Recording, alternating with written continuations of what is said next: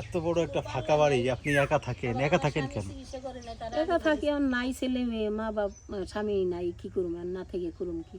মানে ছেলে মেয়েও নাই, স্বামীও নাই? না, মানে আপনার হাজবেন্ড কি মারা গেছে? মারা গেছে কত বছর আগে?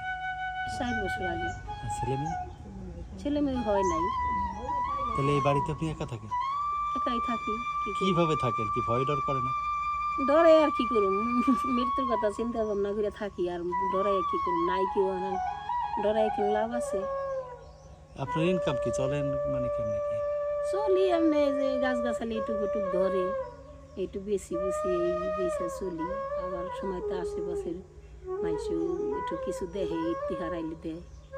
আবার ওই আগের ঘরে ছেলে মেয়েরা আছে, মেয়েটা একটু এক মেয়ে একটু দেয়, সময়তে টেকা টুকা ইতিহার আইলে দেয়, ঠেকা বললে দেয় চাইলে।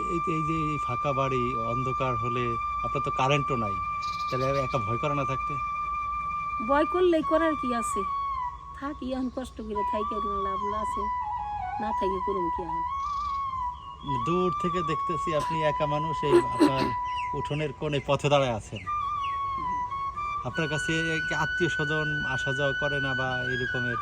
আপনি একা একা ফাঁকা বাড়ি থাকেন, কারোর সাথে কথাবার্তা হয় না? মোবাইল আছে, গান বাজনা শোনেন, বা আপনার টেলিভিশন আছে, কিছুই তো নাই। চলেন কিভাবে? মোবাইল এই সময় আছে, কিভাবে কাটে? যাই আশেপাশের মানুষের বাড়ি যাই, আসে তা মানুষের সময় তা আসে, আসে দেখে, যার মায়া লাগে সে আসে দেখে। এটা আপনার ঠিকানা কি? এই আপনার যে বসবাসের ঠিকানা কি?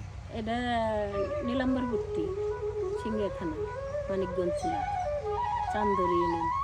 চান্দুরি ইউনিয়ন। আন্টি, আপনি যে এই যে আঙ্কেল যে মারা গেছে, এখন যেহেতু আপনার কেউ নাই, বিধবা ভাতা পান কিনা? না, বিধবা ভাতা টাত্তা আমার দেয় নাই। আবার কাগজপাতি দিয়ে রাখছে 1-1.5 বছর আগে, কিন্তু হয় নাই। কইলো যে আপনি ওয়াইলান টাকাও দিছি, বললো যে ছবি টবি সব কিছু দিছি, কয়েক আপনি নগদ একটা বিকাশ করেন, তাও করছি, কিন্তু টাকা পয়সা আন্তরে আসে নাই, দেয় নাই। চেয়ারম্যান মেম্বার কেউ খোঁজ খবর নেয় না আপনার? না, তারাও নয় না খোঁজ খবর।